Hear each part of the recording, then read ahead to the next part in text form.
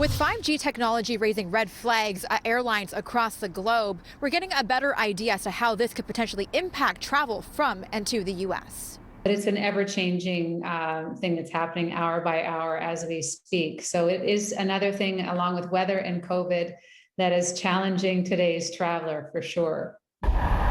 U.S. cell phone providers AT&T and Verizon have paused plans to turn on 5G towers located near certain U.S. airports after warnings from several American airlines. While dozens of countries have already launched 5G, the U.S. is launching in a higher range. Experts worry the technology may have the potential to impact radio signals that are used for navigating as well as landings. What we're hearing is the Boeing 777. And certain airlines, such as the Emirates and others, are choosing not to fly into certain U.S. airports. Canadian airlines say they're keeping an eye on what's happening in the U.S. Air Canada telling me so far they have not changed their U.S. schedule just yet.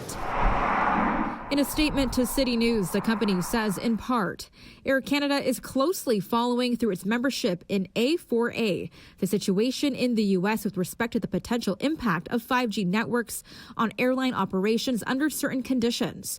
While we have the procedures in place and use aircraft types that ensure safe operations, we are engaged on this matter as we continually work with Canadian, U.S., and other regulators and aircraft manufacturers to further enhance safety. Westjet also saying in a statement, we continue to monitor the 5G rollout in the U.S. and at this time, given our flight frequencies and destinations served, we do not foresee any significant operational impacts to our guests traveling to the U.S.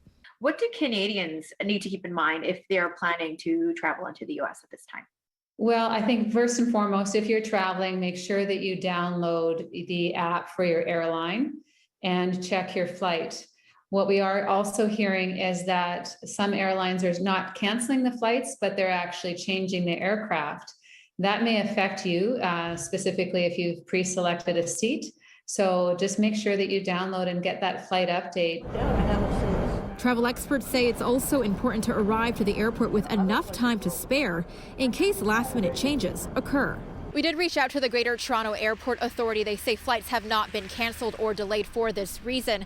However, there are some flights delayed in the U.S. due to poor weather conditions at impacted airports. Nakhavoly, City News.